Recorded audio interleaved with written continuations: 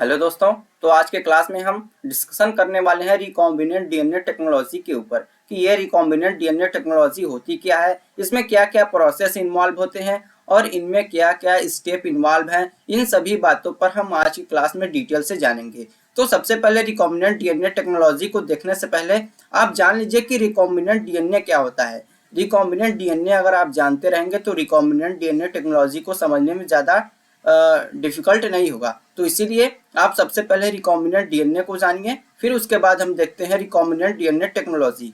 तो ये जो रिकॉम्बिनेंट डीएनए है इसे हम शॉर्ट फॉर्म में आरडीएनए के नाम से भी जानते हैं। तो ये आरडीएनए क्यों है? क्योंकि रिकॉम्बिनेंट के वर्ड से ही यहाँ पर आर लिया गया है, तो इसीलिए रिकॉम्बिनेंट डीएनए को आरडीएनए के नाम से भी जानते हैं। तो आइए समझते हैं हम कि रिकॉम्बिनेंट डीएनए को कैसे डिफाइन करेंगे। तो रिकॉम्बिनेंट डीएनए ऐसा डीएनए जिसका फॉर्मेशन हुआ हो डिफरेंट सीक्वेंस के डीएनए से, डिफरेंट सीक्वेंस के डीएनए से। तो इस प्रकार के डीएनए को हम रिकॉम्बिनेंट डीएनए बोलेंगे। ऐसा डीएनए जिसका फॉर्मेशन हुआ हो डिफरेंट सीक्वेंस से, डीएनए के डिफरेंट सीक्वेंस से, उसे हम रिकॉम्बिनेंट डीएनए बोलेंगे। और जब हम बात करेंगे रिकॉम्बिनेंट डीएनए टेक्नोलॉजी को, जिसे शॉर्ट फॉर्म में हम आरडीटी के नाम से भी जानते हैं। तो ये जो रिकॉम्बिनेंट डीएनए टेक्नोलॉजी है, तो इसके डिफिनेशन की ओर देखते हैं हम कि recombinant DNA technology is joining together of DNA molecule. जो रिकॉम्बिनेंट डीएनए टेक्नोलॉजी है इसमें ज्वाइनिंग होती है, मतलब कि जुड़ाव होते हैं एक साथ डीएनए मॉलिक्यूल के from two different species that are inserted into host organism to provide a new genetic recombination। तो रिकॉम्बिनेंट डीएनए टेक्नोलॉजी में क्या होता है कि दो डिफरेंट स्पीसीज के डीएनए को एक साथ में ज्वाइनिंग किया जाता है और ज्वाइनिंग करने पर हमें प्राप्त होता है रिकॉम्बिनेंट डीएनए। और इसी रिकॉम्बिनेंट डीएनए को जब हम किसी होस्ट सेल में जब हम इसे इंसर्ट करवाते हैं तो वहां पर हमें फिर उससे हमें प्रोवाइड होता है न्यू जेनेटिक रिकॉम्बिनेशन। तो इस पूरे प्रोसेस को हम रिकॉम्बिनेंट डीएनए टेक्नोलॉजी, जिसे शॉर्ट फॉर्म में आरडीटी के नाम से जानते हैं।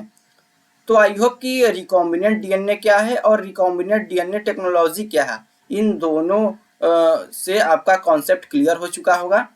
तो अब हम चलते हैं एक न्यू टर्म की ओर कि those organism in which recombinant DNA are inserted are called transgenic organism.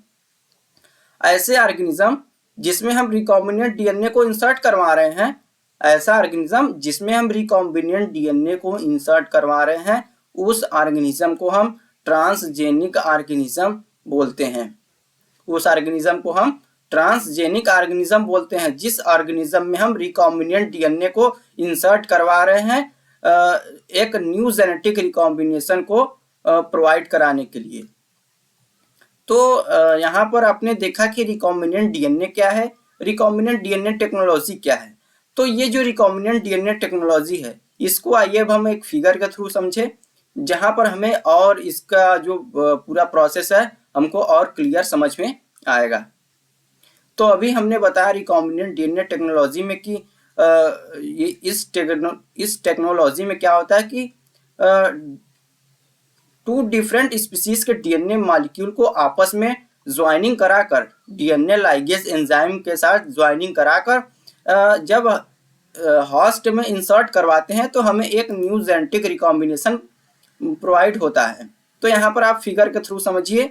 तो आई होप कि आपकी स्क्रीन पर ये जो फिगर है अच्छे से विजुलाइज आप कर पा रहे होंगे। तो यहाँ पर देखिए ये एक ह्यूमन सेल है। ह्यूमन सेल में हम बात कर रहे हैं इंसुलिन हार्मोन्स के जीन को। तो इंसुलिन हार्मोन्स के जीन को यहाँ से जब हम आइसोलेटेड करवा लेंगे जब हम ह्यूमन सेल से, तो प्लाज्मिड में यहाँ पर देखिए एक बैक्टीरियल प्लाज्मिड है, इस प्लाज्मिड को रिस्ट्रिक्शन एंजाइम के थ्रू यहाँ से कट कर देंगे। तो कट करने के बाद जो ह्यूमन सेल का इंसुलिन जीन है, इस दोनों प्लाज्मिड और इंसुलिन जीन को डीएनए लाइगेज एंजाइम के थ्रू आपस में कंबाइन कराकर ज्वाइनिंग करा देंगे। तो यहाँ से हमें प्राप्त होगा रिकॉम्बिनेंट डीएनए, जैसा कि आप स्क्रीन पर अच्छे से विजुलाइज कर पा रहे होंगे। तो यहाँ से हमें प्राप्त होगा रिकॉम्बिनेंट डीएनए। और इसी रिकॉम्बिनेंट डीएनए को जब हम होस्ट सेल के अंदर इंसर्ट करवाएंगे तो ये जो होस्ट सेल है, इस होस्ट सेल को हम ट्रांसजेनिक ऑर्गेनिज्म के नाम से जानेंगे। और इसी होस्ट सेल के अंदर ये जो जीन ऑफ इंटरेस्ट है, जीन ऑफ इंटरेस्ट किसे बोलेंगे, जो कि ह्यूमन सेल का जो इंसुलिन जीन है इसे हम जीन ऑफ इंटरेस्ट बोलेंगे। तो होस्ट सेल के अंदर जीन ऑफ इंटरेस्ट की ढेर सारी कापियां यहाँ से बन जाएंगी। तो यहाँ पर आप नेक्स्ट प्रोसेस में देखिए, इंसुलिन जो है, जो जीन ऑफ इंटरेस्ट है ह्यूमन सेल के इंसुलिन जीन, उसकी ढेर सारी कापियां यहाँ से हमें प्राप्त हो जाएंगी। तो ये जो पूरा प्रोसेस है, ये इस पूरे प्रोसेस को हम बोलेंगे रिकॉम्बिनेंट डीएनए टेक्नोलॉजी। तो इस पूरे प्रोसेस को हम बोलेंगे रिकॉम्बिनेंट डीएनए टेक्नोलॉजी, जिसे शॉर्ट फॉर्म में आरडीटी के नाम से हम जानते हैं। तो यहाँ पर आप इसके फिगर को भी अच्छे से समझ लिए। तो आई होप कि आप फिगर में भी कोई भी आपको डाउट नहीं होगा। तो अब हम चलते हैं जो रिकॉम्बिनेंट डीएनए टेक्नोलॉजी है उसके कुछ हिस्ट्री को जानते हैं। तो इन 1978 somatostatin, which regulate human growth hormones, is the first human protein made using recombinant DNA technology. तो इन 1978 में सोमेटोस्टेटिन एक साइंटिस्ट हैं जिन्होंने ह्यूमन ग्रोथ हार्मोन्स को सबसे पहले रिकॉम्बिनेंट डीएनए टेक्नोलॉजी में यूज किया था। तो ये बहुत ही इंपॉर्टेंट पॉइंट है, आपके एमसीक्यू टाइप क्वेश्चन यहाँ से आपके क्वेश्चन पेपर में पुटअप हो सकते हैं। तो आप इस पॉइंट को अच्छे से याद कर लीजिए और समझ भी लीजिए कि जो इन 1978 सोमेटोस्टेटिन जो एक साइंटिस्ट हैं, उन्होंने ह्यूमन ग्रोथ हार्मोन्स को सबसे पहले रिकॉम्बिनेंट डीएनए टेक्नोलॉजी में यूज किया था। तो अब हम चलते हैं नेक्स्ट स्लाइड की ओर।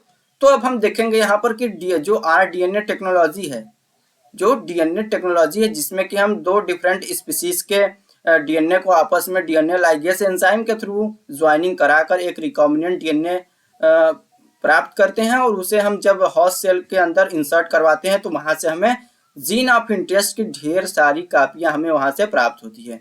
तो इसमें क्या क्या प्रोसेस है, आइए हम स्टेप वाइज इन सभी प्रोसेस को जानेंगे कि आरडीएनए टेक्नोलॉजी में क्या क्या स्टेप है स्टेप वाइज। तो इनमें से सबसे पहला स्टेप है कि identification and isolation of gene of interest or DNA fragment. तो सबसे पहले हम ह्यूमन सेल से आइडेंटिफाई या फिर आइसोलेट करेंगे जीन ऑफ इंटरेस्ट को, या फिर इसे हम जीन ऑफ इंटरेस्ट को ही हम डीएनए फ्रेगमेंट के नाम से भी जानते हैं। तो सबसे पहला प्रोसेस में यही है, सबसे पहला स्टेप यही है डीएनए टेक्नोलॉजी के प्रोसेस में कि सबसे पहले हम आइसोलेट करेंगे जीन ऑफ इंटरेस्ट को। और दूसरा जो स्टेप है रिकॉम्बिनेंट डीएनए टेक्नोलॉजी का, वो ये है कि insertion of this isolated gene is suitable vector. फिर अब हम इंसर्टेड करवाएंगे जो ये जीन ऑफ इंटरेस्ट जो हमने पहले स्टेप पे इसे आइसोलेट किया है, इस जीन ऑफ इंटरेस्ट को हम दूसरे स्टेप में एक सुटेबल वेक्टर के अंदर हम इसे इंसर्ट कराएंगे। और तीसरा स्टेप जो है introduction of this vector into suitable organism cell called host. और जिस ऑर्गेनिज्म के अंदर हम इस रिकॉम्बिनेंट डीएनए या फिर डीएनए फ्रेगमेंट को जिस सेल के अंदर हम इंसर्ट करवाएंगे उसे हम होस्ट सेल के नाम से जानेंगे।